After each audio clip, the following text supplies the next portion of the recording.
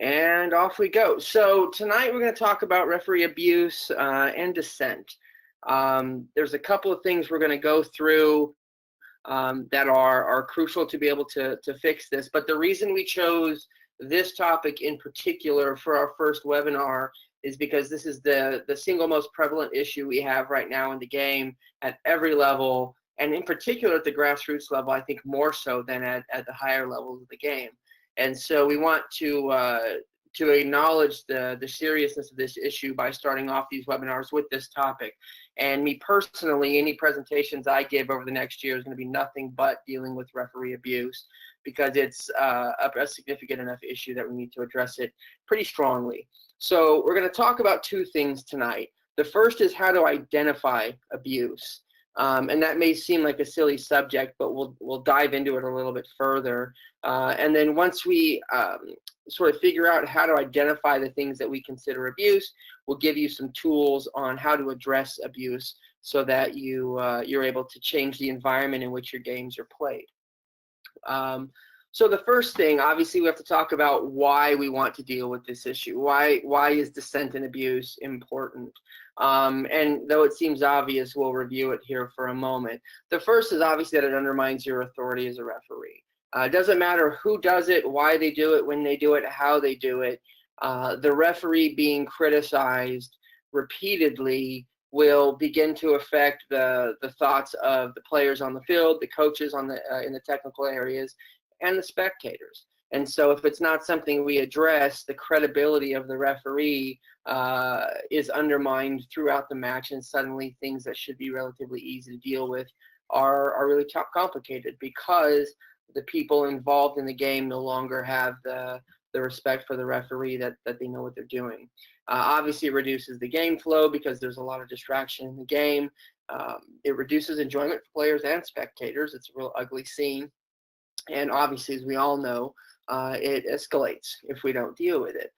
All those are contributing factors to the biggest problem that we have to deal with, though, in that as the temperature of the game rises, and in particular, as behaviors directed at the referee increase or escalate, it destabilizes the environment of the game. People involved in the game start focusing more on their frustration than they are on actually playing the game. And so the more we leave these issues unchecked, the more destable or unstable the environment becomes. Every action that happens in a game that the referee doesn't address helps to destabilize your environment, and eventually it gets so out of control that you lose the ability to actually influence the match and how people play the game. So it's really important, I think, as we go through some of these examples, that we realize the importance very early on in a game of dealing with behaviors that can ultimately lead to bigger problems. First step is identifying it. U.S. Soccer talks about three key things that we want to identify, and we've added in a little bit of language here to try to make it relatable for you. First of all, anything personal. So if it's a comment about you that is insulting to you, your profession, or what it is you're trying to do on the field, then it doesn't have a place in the game. The thing that I like to try to simplify it down to is, if you wouldn't say it to your grandmother, it's probably rude, it's probably insulting, and you probably shouldn't have said it to a person on the soccer field. We hear a lot of these things. What are you doing, ref? Call it both ways. Protect the players, ref. You've got to be kidding me, ref. All these things that we hear day in, day out in the game are actually insults, because if you really stop and think about the words that they're saying, call it both ways, ref, suggests that you're biased. It suggests that you're intentionally not calling it both ways. And so while it seems like a rather innocuous statement, it's actually a pretty direct insult to what you're doing. It affects your credibility. It's suggesting somehow that you're biased when you're not. Protect the players, ref. Again, doesn't seem like it's a criticism, but it is suggesting that you're not. It's suggesting that you aren't trying to protect the players, that you don't care about the players. And so all these comments, though they aren't personal to you, actually have an impact on how people view you and what they think of you. The second is if it's public. If the action is something that anybody and everybody can hear, then it's something that you need to address. Because it's one thing for a parent to talk quietly off to their side and be frustrated with you. That's going to happen. That's life. That happens every day in our personal lives, in our personal relationships. People get frustrated and they mutter things under their breath. No problem. But as soon as we publicly address anybody in a way that undermines their credibility or is insulting, we have to address it.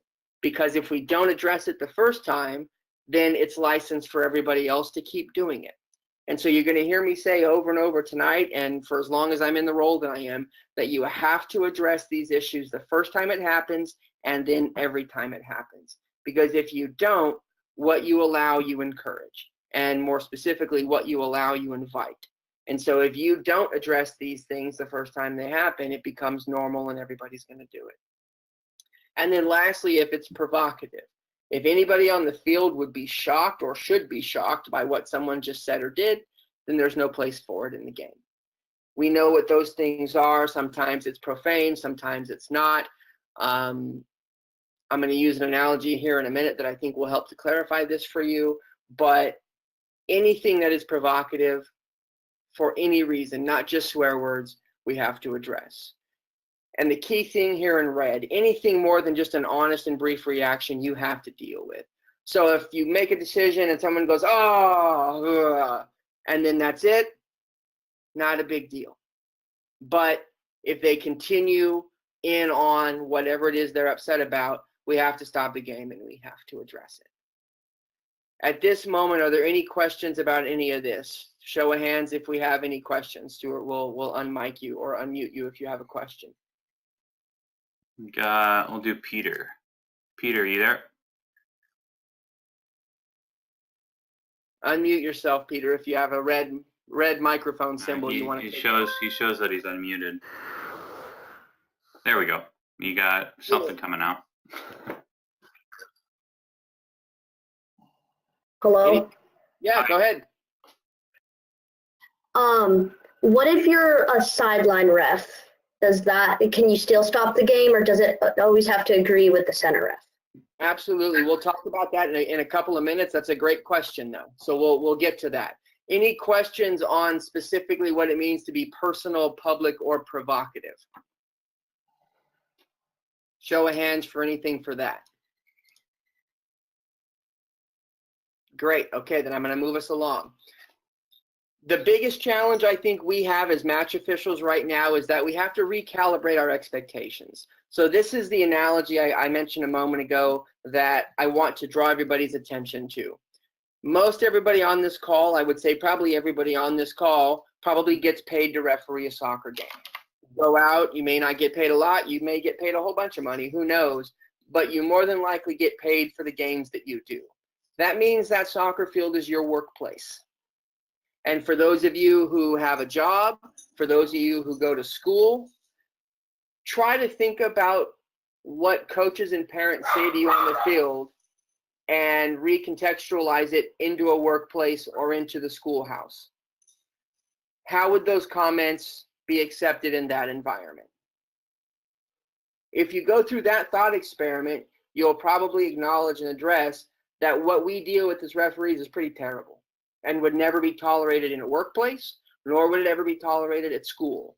And so for our youth referees out there, if you wouldn't say it to a teacher, or if a teacher wouldn't say it to you, then it's something you have to address in your soccer game because it's inappropriate. For those of you who are adults and you're professionals in the world, if you wouldn't say it to your boss or your boss wouldn't say it to you without getting into trouble, we have to deal with it. So when you make a decision and someone says, "You've got to be kidding me, ref, are you kidding me?" Stop for a second and think about that happening in the workplace. If you did something at work and your boss reacted that way, what would the response be?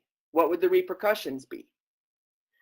I think so many of us have refereed for so long in an environment where abuse and dissent has been tolerated or expected that we really don't even stop and think about how prevalent proper abuse is on the soccer field. And so what I want us to do is really stop and think and watch and pay attention to it when you're watching a soccer game and try to imagine that you're in a workplace or try to imagine that you're at school, and then hold everybody around you to those same expectations for a professional environment. Now, I know it's going to sound crazy. You're probably going to think you can't do that, but we're going to give you some tools here in a few minutes that will allow you to do that in a calm, professional manner and create the environment in your game that will allow you to be more successful with this. But what we're at the beginnings of right now is a culture change for the sport in Northern California. The issue has gotten so prevalent that we must address it, and you as referees in the youth game are going to be on the front lines of helping us do that, and you're going to have CNRA supporting you along the way. But this is a big culture shift that we're going to try to implement. I'm meeting regularly with the heads of NorCal and Cal North so that the administrative bodies of many of the games that you're doing every day are supportive of the venture that we're about to start upon. But it's up to you guys every single game to acknowledge the behavior that's happening and then implement the tools we're going to give you tonight to start to change that culture. Any thoughts, or anybody want to share anything about that analogy of utilizing a workplace or a school as a frame of reference for the kind of conduct that we're seeking? If anyone wants to share, try hitting the raised hand icon on the top right, and we'll unmute you. Yeah, Daniel. Daniel, I see your hand raised, but it looks like you're you tried to connect via the phone audio, and it looks like it's not set up, so you won't be able to talk, unfortunately. I apologize. Go ahead and type in your question if you want in the questions thing. Yeah, who is training the coach staffs with these new expectations? We're not actually talking to the coaches. We're just going to start to do this. And the techniques that I will give you here in a few minutes don't actually require the coaches to know about it ahead of time, because we're going to teach you some very, very low impact and low emotion approaches to creating the kind of environment in your game that you want. So this is not anything that the coaches need to be aware of, because we're not asking you to go out and start throwing coaches out of games right away. If you utilize the techniques we're going to go through here in a minute, then you'll be giving coaches opportunities along the way there to adjust their behavior. And if they don't, obviously it's their decision. And we'll get into that here in a few minutes. Any reactions to just the workplace environment analogy? Any concerns with that? We did have one question, and not entirely on point. Do we consider about silent Saturdays or silent weekends to encourage coaches? Cool. Nope. All right, so I'm going to move us along. So this is another slide from US Soccer, and I've added something to the bottom of it. Public things we need to be thinking about are volume and visibility. So what we mean by if something is public, is it loud, and is everybody aware that it happened? That's what we mean by public. So if a parent is yelling from the touch line and everybody's aware that that parent is yelling, that's public, and we need to address that. Same thing goes for a coach, same thing goes for a player. Everything we're going to talk about today is equally expected from players, coaches, and spectators. Personal, is it directed towards a player or an official? If it's directed at you or another player, we need you to deal with it. Provocative, obviously, if there are racial or discriminatory comments, there's absolutely no wiggle room for that. And then I added something at the bottom here, persistence. Oftentimes we're told that, if a coach is respectful, that we need to let them vent, which usually is okay. But the thing we also want to recognize is if somebody asks you in a polite manner every time you make a decision what the call was, what the call was, what the call was, what the call was, then suddenly that persistence is undermining your ability to manage the game, and it's undermining your credibility. Because every time someone asks a question, there's a suggestion perhaps that you don't have credibility or that you've made an incorrect decision. And if someone does that frequently or regularly, it has the same impact. It begins to make people think that there's something questionable about what you're doing, and that's the kind of thing that we don't want to have happen. So even if somebody is being polite, if they're being persistent about questioning the decisions you're making, that's something we want to address as well. So in thinking about dissent and abuse, usually we talk about the 3 Ps, public, personal, and provocative. But here we're going to talk about the 4 Ps, and we're going to add persistence to that. Somebody raised their hand, Stuart. Is there a question? We got Miles. Miles, your audio working? Hey guys, Hi, can you hear me? we can. Cool. So my question was about the persistence. Is it when it's affecting us, or is it if we think it's an issue in general? Because I can generally ignore the coaches, but is there a certain point where we have to think, is this just bad behavior from the coach that we don't want them to be allowed to do in the future? Absolutely, and I would start I challenge referees regularly on the notion of ignoring the coaches. We actually can't ignore the coaches, nor should we ignore the parents, because what the mistake that we make in ignoring them is we become blind to the impact that they have on our game. And so if you think about your soccer game as an environment to be managed, you can do what you can do to control your environment, but if everybody is throwing gasoline on, a spark, suddenly your environment's going to be a lot harder than you want it to be. And so all of these factors, your conduct, the coach's conduct, the player's conduct, and the spectator's conduct, all contribute to the environment that you have in your game. And so if the coaches are loud and abusive in public, then everybody sees that and everybody starts to get frustrated by it. The analogy that I use when I train professional level referees is to think of a seismograph, the thing that measures earthquakes. Every game starts kind of at a flat line, and then we have these little spikes or these little tremors that happen during the game. Sometimes it's a tackle, sometimes it's a coach yelling at the referee, sometimes it's spectators. It could be anything, but anything that can lead to a higher level of emotion in a negative way, we need to address. Because if we have a couple of spikes up to 1.0 on the Richter scale and we don't address it, now 1.0 is normal. And then when someone wants to get upset about something, they have to go a little higher than 1.0 to try to make their point to you. And if you don't deal with that, now everybody's going to operate at 2.0. And it keeps going and it keeps going, slowly but surely. You've got a 6.0 earthquake on your hands and you didn't even realize how you got there. So what I would suggest to you is the idea of ignoring the coaches isn't a good thing, because they contribute to what the players are doing out on the field that you're struggling with. So as soon as their behavior becomes something you would consider problematic, then you absolutely have to deal with it. And we'll give you the technique for how. Thank you. Mm-hmm. Any other questions, Stuart? Let me unmute myself and answer. I got a couple typed ones. Does a coach calling you an idiot worth ignoring? And what about parents arguing with each other? Do we address that as well? If parents arguing with each other is having an impact on the emotional stability of the game, then absolutely we deal with it. Who asked the question about somebody calling somebody an idiot? That was, I believe. It doesn't actually. I'm sorry. It doesn't matter. No worries. If you're an adult and you're at work and a coworker calls you an idiot, is that acceptable? If you're at school and you called your teacher an idiot, would it be acceptable?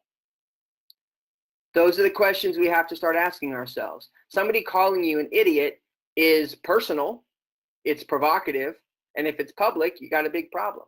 But never, ever can you be called an idiot and ignore it, because that's unacceptable behavior. We don't call each other idiots. We're not abusive to each other. Would you call your wife an idiot? Would you call your dad an idiot? Those are not acceptable behaviors.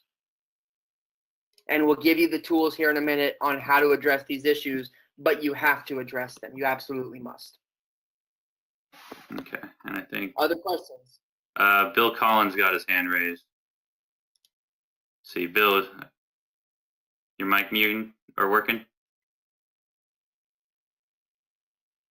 I'm going to take that as a no. All right, go ahead and have Bill type his questions in. All right, Anything else before we move on? Where is the line drawn for proactive language, and what is our action and how we deal with this? I'm assuming We'll get we're to going the techniques. Yep. Yeah. All right, I'm going to move us along. Okay. I think most of the questions you guys are asking is how we're going to deal with it, which is just what we're getting into. Yep. So if you, sorry, go ahead. So the big thing here is dissent comes in various forms. There's varying degrees of it, but either way, it's all going to undermine your game. And the big thing we need to try to recognize is what is an honest reaction that isn't impactful until it becomes persistent. So again, if a parent goes, "Oh no," about a call that you make, and then that's it, ignore it. If they do it every single time you make a decision, now we have something that's a distraction. Is it public or is it private? If a player walks by you and says, "Man, that was a terrible call," maybe we don't deal with it because it's the first time they did it. If they do that every time, now we have to deal with it. So really think about your environment. If somebody does something, is it going to have an effect, big picture, on your environment? And if it is, then you have to address it. So now we're going to get into how to address it. And there's 4 key cornerstones that you absolutely must follow. You must be calm, you must be respectful, you must be courteous, and you must be firm. I want to say that again. Calm, respectful, courteous, and firm. If somebody makes a comment to you and you make a smart aleck comment back, you're just on the same plane as they are. What we treat, or what we teach our referees at the top level to do, is to be unimpeachable. Meaning, if a coach calls me after a professional game and says that referee was disrespectful to me, or yelled at me, or made a smart aleck comment to me, or something like that, now that referee is just as much as fault as that coach is, because they contributed to the problem. So no matter what anybody does, you don't get to be a smart aleck back to them. You don't get to yell at them. You don't get to make curt comments back to them. You must be calm. You must be respectful, courteous, and firm.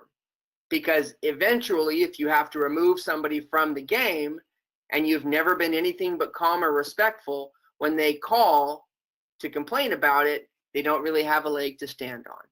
You have made yourself unimpeachable. So the first thing is you must be calm. Do not add any more emotion to the situation. If somebody's upset and raising their voice, you don't raise your voice. You stay calm, you stay firm, and you do the following things. Explain the problem to them.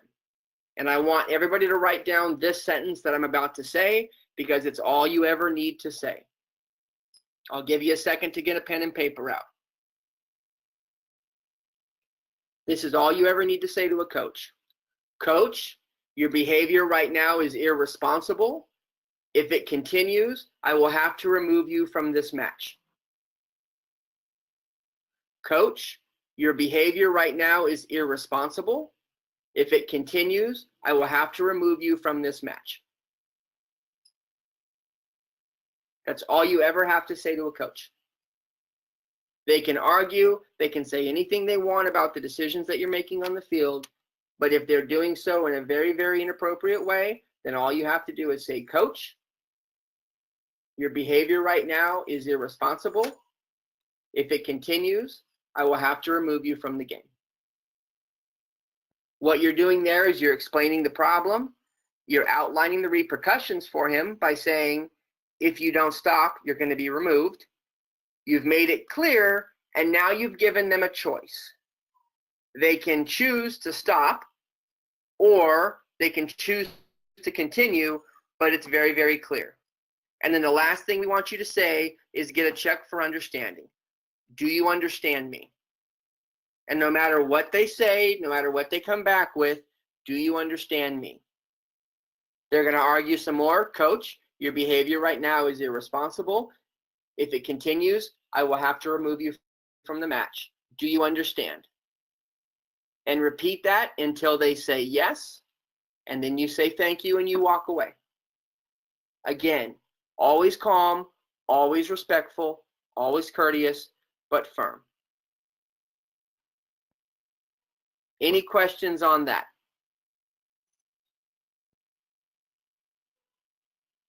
If you got a question, feel free to raise your hand or type it in the chat. Remember, we're only talking about how to deal with the coach at the moment. We got Manuel. Can you hear us? Manuel, your microphone's unmuted. If you can talk, please let us know. Manuel, not Emmanuel. Sorry. If you want to talk, okay, we'll go over to Emmanuel Martinez. You got to unmute yourself by hitting the microphone in the top right. There we go. Oh, we almost had it. Hi. Hi. Yeah, I was in a game, like a couple of weeks ago, and the referee, like the parents got in a fight, and the referee just stopped the game and ended it instead of like kicking the players out, and we still had like another 15 minutes left. And it was not even a big deal. They were just like talking to side to side. It wasn't public. So when you say the word fight, I assume you mean a fist fight or an argument? No, like an argument. Okay. I obviously not being there, I don't know what happened. It's hard to judge. It's hard to make a decision about if the referee made the right decision or not. But always try to give people a choice. That's the biggest thing out of today is give people a choice. And we'll talk about what to do with spectators here in a minute. But when you're dealing with these issues, try to make the problem very clear. Outline the repercussions, meaning what's the punishment if they don't stop, and make sure that they understand and ask them to confirm that they understand. Because what you're doing there is you're giving them a choice. And when they call the assigner or the league or whoever to complain about getting thrown out of a game, and they call you and you say, I told the coach that his behavior was irresponsible and that if he continued, he'd be dismissed from the match, and he kept doing it, you're unimpeachable, right? Yeah. So that's the only thing you ever need to say to coaches. If there's a problem, obviously you can talk to coaches more politely if there's no problems. But if somebody's being a problem, then all you have to do is say, Coach, your behavior right now is not acceptable or irresponsible. And Okay. if it continues, I'll remove you from this match. Do you understand? And if you're calm and you're respectful and you're polite, I guarantee you 95% of the time it's going to work. Okay. Any other questions or thoughts before we move on? We got quite a few, so we'll pick a couple. All right. We'll go with Noah. Hasn't said anything yet, so I'm going to go with Noah. Noah, if you can unmute yourself in the top right corner. There you go. Okay, so when a referee has to deal with parents quarreling, do you address the coach or do you address the parents? We'll get into dealing with spectators on our next slide, I promise you. So let's hold off on that one. All right. Yeah, awesome. Thanks, we Noah. will talk about how to address spectators today. And we will try. Manuel Fernandez, are you able to talk? It looks like we're still working on that, so I'm going to switch over to one more. We'll go back to, I believe Miles had his hand up first. Miles, if you could unmute yourself. There we go. Yeah, there we go. Not to pick semantics too much, but I noticed you using the word irresponsible. Why? Mhm. Why that word? Because that's the specific word that's in the laws of the game. Okay, thanks. So in the IFAB FIFA laws of the game, it says a coach can be removed from the game for displaying irresponsible behavior. And as much as possible, we want you to couch everything that you do in the laws of the game. So if somebody does something or complains about something, you can say, I told him per the laws of the game that his behavior was irresponsible. And if and when you send a coach off, the report that you write needs to say he was dismissed from the match for irresponsible behavior, because that is specifically the words that are in the laws of the game. Okay. And it looks like you want to answer one more. Keep going on. Are there any written questions? Not any new written questions, no. Okay. Or if you, Then we can, here's one. I was about to type it out, but we can talk about it. If you make a wrong call and the spectators start yelling and you realize you made a mistake, how should you deal with that? Should you change the call? Because it's going to induce more yelling, I think is what they're going to get at.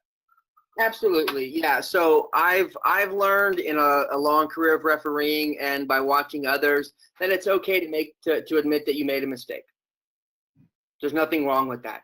So if it's not a significant decision, meaning, if you just called a penalty kick that's going to decide one way or another the game, I wouldn't put my hand up and say, yeah, hey, sorry,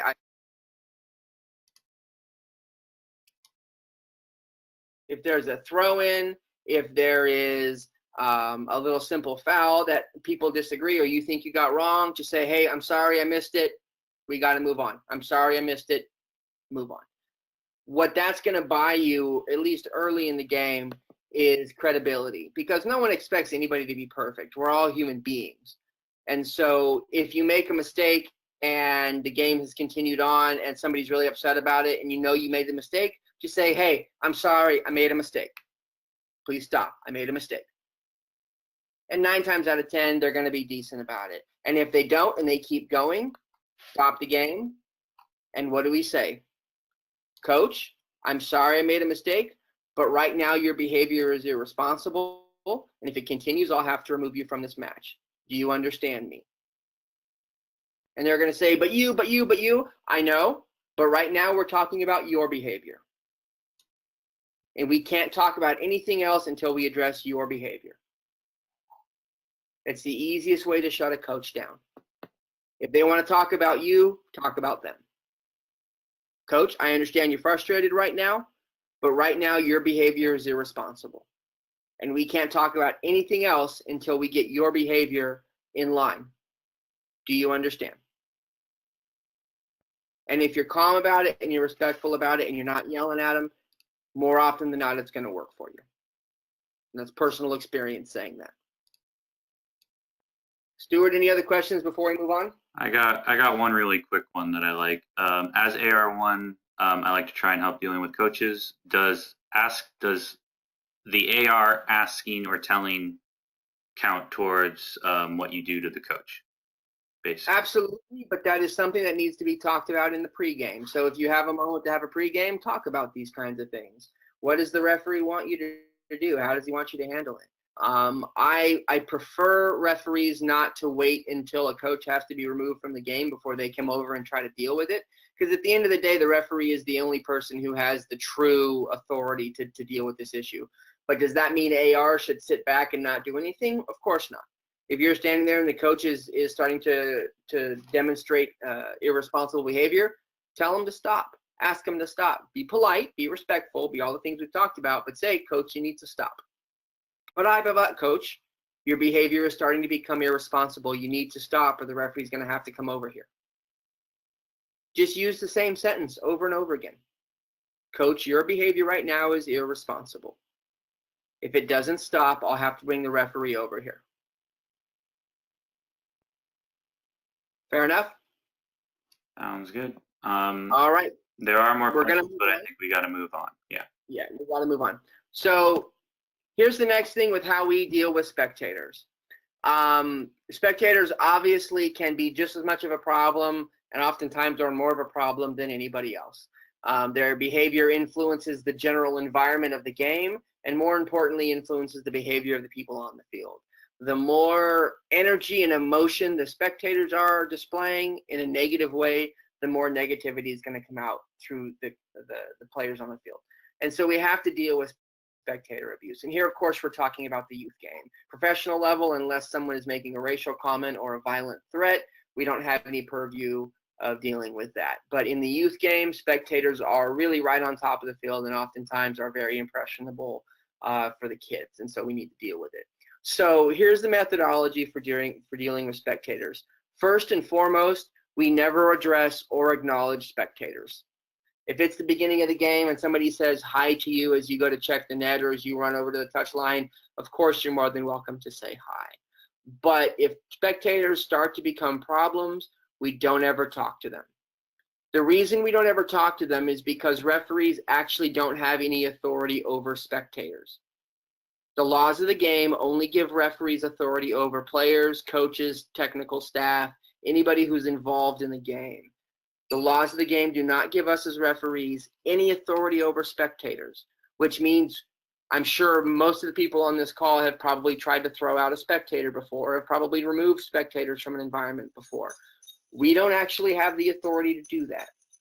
So what we do when a spectator becomes a problem is we stop the game, we go to the coach, and we say, Coach, those spectators over there are a problem. Their behavior needs to change, and we won't continue the game until that behavior stops.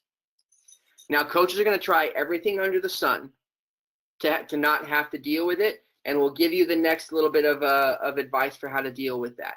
But never, ever talk to spectators. Stop the game, walk over to the coach, who you know belongs to the spectators, because you're going to know what they're yelling about, because if the green team has a foul called against them and everybody starts yelling and screaming, you know you need to go to the green team's coach.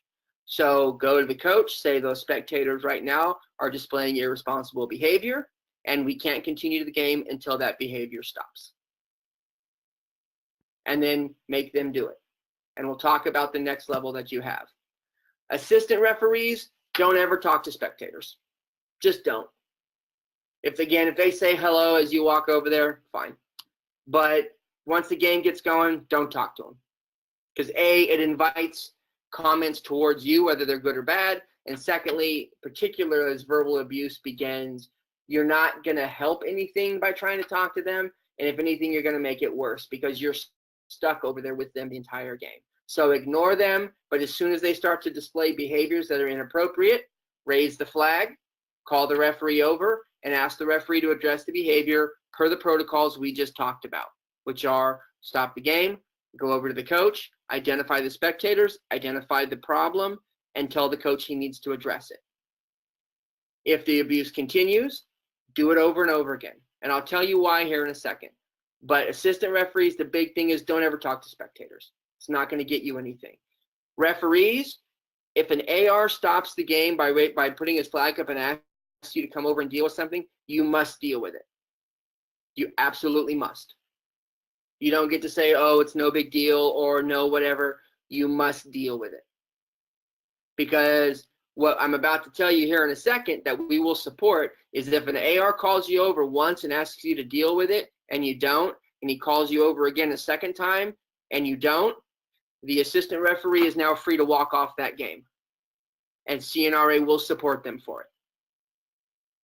Referees, if you do not protect assistant referees by dealing with the abuse on the touch lines, ARs are able to walk off a game.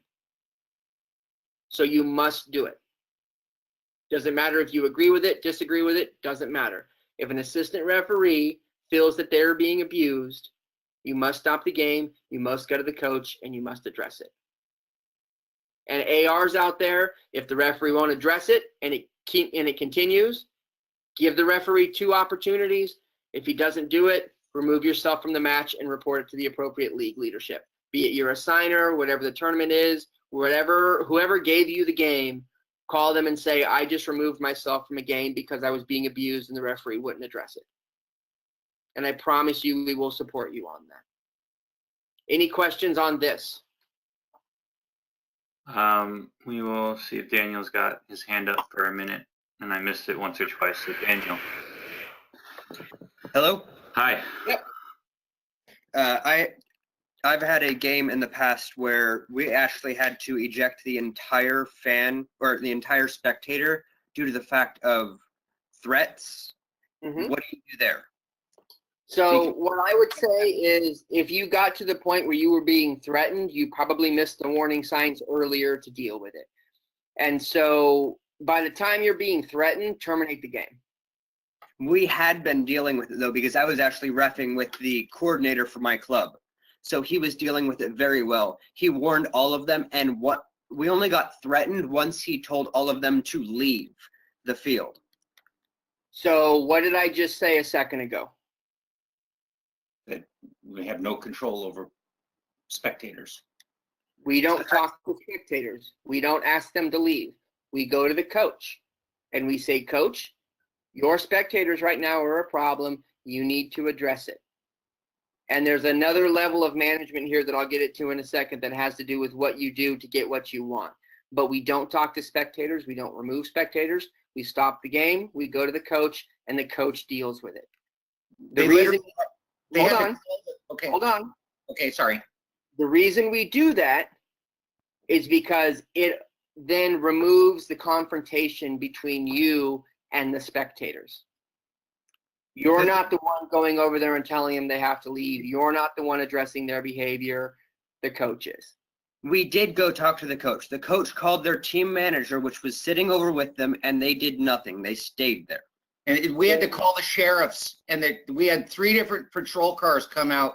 It's a team that our club has had a problem with, and the club won't do anything, which our coordinator is now going to start talking with you guys about, because our club won't penalize the team. Because I coach with our ref with my son, so I know the team he's talking about. It's a very disruptive team. They get out of hand very, very fast. Then what I would say is you go to the coach once and you say these behaviors need to stop or we're going to terminate the game. And then when they don't stop, terminate the game. If I'll jump in for a moment, and if you do that, anyone who asks you the questions, NorCal, Cal North, CNRA, anyone who gets a report about this, the spectators were being disruptive, the coach would not deal with it, we ended the game. Every single organization is going to back you up when you handle it that way. Okay, thank you. Thank you. You should never have to be abused. And I would say as soon as the behavior starts, stop the game, follow the protocols. Go to the coach. If the coach doesn't deal with it, don't restart the game. We're going to talk about that here in a second. In fact, I'm just going to go ahead and jump along here. Okay. The only true leverage you have out on the field is taking away the thing that everybody is there to do. Everybody there showed up to watch or play a soccer game. And at the end of the day, the only true leverage you have over anything is not letting them do that. And so anytime you have a problem with a coach, with a spectator, stop the match and don't continue the match until the behavior stops. And I guarantee you, if you use that tactic where every time there's a problem, you stop the game and you refuse to continue the match until it stops, they will self-police. And the rare times they won't, end the game and walk away. No problem. Because you're not out there to be abused. And CNRA, I promise you, if you send me an email after the game and say, I just had this happen to me and I terminated the match, I will get on the phone with whoever the appropriate person is in whatever governing body and I will have a discussion with them. Because we must stop referees being abused.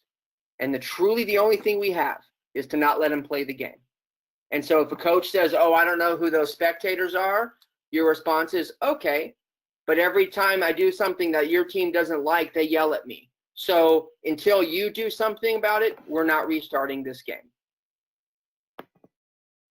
And if you refuse to restart a game for more than a minute or two, I can promise you somebody will deal with it. Because at the end of the day, they're there to watch or play a soccer game. And if you deprive them of that, they will correct what they need to correct to be able to continue playing the game. And if you restart the game and it starts happening again, stop the game again. I don't care how many times you stop the game, stop the game. And eventually, either the coach or the players on the field themselves will start to self-police this issue so they can just get back to playing their game. And I know this from a long history of using this specific technique. So again, in the situation where you're talking about the fans being really, really problematic, okay, as soon as they start to exhibit those behaviors, stop the match, walk over to the coach and say, Coach, those spectators are doing X, Y, Z. If it doesn't stop, the game doesn't continue. Oh, I don't know who they are. Okay, but they're yelling at me about your team. So if you don't deal with it, this game's not going to continue. And stand there and look at them. Oh, just let us play, ref. I'm sorry, I can't. Because that behavior is not conducive to an acceptable game. So until it stops, we're not playing. Guarantee you after a minute or two of awkwardness, they're going to go and they're going to deal with it. And just do it every single time it happens. Questions on that? We got Peter.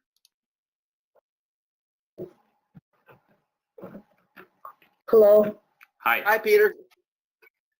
Hi. I forgot to ask this a little earlier, but I was asking about what if something's happening to you and you're not the head ref, the center ref, and you then tell the center ref or ask them to stop the game because they're doing it, but they don't care to stop the game and tell them to stop. What do you do in that situation? Ask the referee twice. If you ask the referee once and they don't do anything about it, you ask the referee a second time and they don't do anything about it, put your flag up, tell the referee you're not here to be abused, and walk off the game. Okay. Put your flag down, walk away. If it's your flag, carry it back to your bag. And Yeah. if you're at a tournament, go tell the tournament head what's going on. If it's a league game, call your assigner. Call whoever you report to and say, I just had to remove myself from a match because I was being abused and the referee wouldn't stop the game to deal with it. Okay. You have my permission and support to walk away from an environment where you're being abused. All right. Thank So you. The goal of this is to force the behavior of the spectators and the coaches to change by taking the game away from them until they behave appropriately. All And right. so if you walk off the game and they can't play the game because they don't have referees, that's their problem. They shouldn't have been abusive. If you stop and delay a game for 5 minutes and you won't restart until they fix the problem, that's their problem because they're the ones creating the problem. All right. Thank you. Other questions? Matt Weed, you are muting yourself. You got to unmute yourself in the top right. Can you hear me? Yep. First of all, I want to thank you guys for this. This is a great presentation. My question is in regards to the repeat offenders. I know CNRA only has authority over the refs, but what are the consequences for repeat offenders, clubs, teams that, are abusive? We are trying to work right now with the leadership of both NorCal and Cal North to implement some sanctions for teams that regularly have this issue. It's going to take us a while to figure out what the appropriate levels of sanctions are and what the processes are, et cetera, et cetera. So it's going to take us some time to sort that out. But until now, all we care about is controlling the day-to-day, game-to-game environment a little bit better. And so we'll worry, as we can and as we're able to work through those two organizations for sanctions after the fact. But our primary focus right now is to give you the tools right now to make each of your games a little bit more easy to manage. I appreciate it. Thank you. Other questions, thoughts, concerns at this point? Stuart, do we have any written questions? We had one that I'll let you go in on. When a spectator's having a problem, you go over and talk to the coach. Do you want the coach to immediately go over and deal with the spectator? The question's mainly about game flow. Is it good to do it then or wait? If a spectator's behavior is disruptive, we don't continue the game until the behavioral issue is dealt with. And I don't care about game flow because game flow doesn't matter if the game's a mess because everybody's screaming and yelling. So my response to that would be that the parent is disrupting the game flow and we need to stop and address that issue. And those are the best ways to deal with problems is you turn it back on them. They have to stop what they're doing because otherwise the game doesn't get played. They're disrupting game flow with their behavior. And the game flow isn't going to return until their behavior stops. Same goes for coaches, same goes for players. Okay. Other hand raises or questions? We'll do one more with Juan and then we got to keep going. So Juan, are you there? Juan, you got to unmute yourself. You just muted yourself. There you go. Do you add time? Depends on the rules of competition. If the rules of competition for whatever tournament or game you're at allows for time to be added, you're more than welcome to. I tend to think it's a more impactful technique if you don't. Because you can say to them, Coach, you're losing game time right now. The quicker you deal with this issue, the more time your kids will have to play. That gives a little bit of urgency to the problem for them. Okay, thank you. Okay, and that's about it. Okay, so, oops, wrong thing. That's our presentation for the evening. Are there any questions or concerns about what you heard tonight? Things you disagree with, things that don't make sense, things you're uncomfortable with. Got Ryan Saunders. Go ahead, Ryan. Ryan, you muted yourself. You got to unmute yourself with the mic. There you go. Can you guys hear me? We can. Excellent. Question about stopping a match and even terminating a match if coach and or the spectators are unwilling to change their behavior. How does that affect the outcome of the match relative to the score and those types of things? That's not your problem. I realize that's not my problem. However, I'm just curious from a. I don't know how to answer that because every competition, every league, every tournament, everything is going to have different sets of ways of dealing with that. So that's an administrative matter that isn't your concern. Your concern is to have a successful environment. If you have to terminate a game, it needs to be for a good reason. Sure. It be because things are escalating. I don't want you to go out there tomorrow and a coach, you go to him to deal with one issue and he says, "Oh, I'm not going to deal with that." You go tweet, game over. That's not appropriate. You want to work with them and try to get them to resolve the matter. But if they won't and it keeps escalating and you have to terminate the match and report it to the appropriate match authority and explain that you were being abused. You tried to ask the coach to deal with it and he refused, and you terminated the game because the abuse continued. And now they get to sort out what happened. My guess is that the offending team will probably more often than not lose that game, forfeit that match. Got it. Very good. Thank you. There's a lot of questions about sharing this slide deck that you got. If you send it to me, I'll send it out to all the registrants so we can get a hold of it that way. Sounds good. We got Paul. Can you hear us, or can we hear you is the better question. Can you hear me? There we go. Okay. So here's I'm not sure how to say it. I'll just say it. So given we live in a bicultural community, and sometimes English is not the first language that we're being yelled at. If we don't understand what's being said to us, but we can understand the tone, how do you propose dealing with that situation? Coach, the behavior of your spectators right now is irresponsible.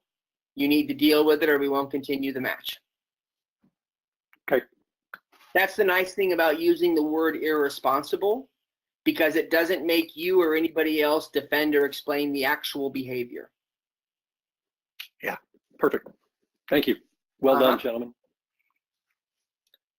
Any other questions, Stuart? We got a typed one. A coach feeling about the match getting too physical, but the referee does not feel that way. How should the referee handle that? Let's say the coach is just constantly going over and over again, "Coach, you're not calling it," or "Ref, you're not calling anything. My guys are getting hurt. My guys are getting hurt." Is there any specific way you deal with those statements? I typically, as a referee and as someone who trains top-level referees, encourage referees to pay attention to those kinds of feedback. That's why I don't like the idea of ignoring coaches, because if the feedback is from a coach that the match is too physical, maybe you need to think about that. Maybe you need to take that into consideration. A lot of referees go into a game with a mindset of, I'm going to let them play today. I'm going to do this. I'm going to do that. Well, that's not our role. Our role is to respond to how the two teams want to play the game and try to make sure it's played in a safe environment. And so if teams aren't accepting of physical challenges that you're allowing, then you need to stop and reconsider if the physicality that you're allowing is appropriate for the game. If the kinds of challenges are leading to a higher energy or higher emotional game, then maybe you need to adjust downward. So I tend to encourage referees at every level to take feedback from coaches and think about it. And if somebody is saying consistently, "This is too physical, this is too physical, this is too physical," maybe they're right. And maybe you should think about that. If it's not, and it's just a coach who, "Hey, he put his hands up," or "Hey, he's touching me. Hey, he's touching me." Coach, your behavior right now is irresponsible. I need you to stop. That's all you have to say. And there's one for concerning players where do we draw the line on when to just talk to them versus pulling a yellow card versus pulling a red card? It depends on the severity of the situation. If they say something quietly, or it's not too public, or it's the first time they do it and it's not over the top, you can talk to them. Everything that we do with talking to players, with blowing the whistle, with showing misconduct is all about behavior modification. And so if the behavior is so strong that they shouldn't get a chance to modify their behavior, then show them a card. If it's something that can be modified and they are displaying the personality traits that show that they're willing to modify, or at least willing to have a discussion about it, then talk to them about it. But if they aren't exhibiting any of the behaviors or personality traits that make you think they're open to behavior modification, then just show them a card and be done with it. Because that means they're just going to be out of the game quicker if they don't stop. So each and every situation is different. If the player seems like a player who can be talked with and will modify their behavior accordingly, then go ahead and try talking to them. If they won't, then show them the yellow card. At the end of the day, all we're trying to do is modify their behavior, and any level that we try to do that with is acceptable, as long as it's appropriate. Okay. Looks like Bill, you're self-muted again, so you gotta unclick that mic, and we'll see if we can get Yeah, your mic let's working. not worry about that. Bill's not figuring it out. Okay. Who's next? I don't know if you can read the current questions at the moment, but there's one about from the aspect of a player. I don't know if you want to take it. As a player,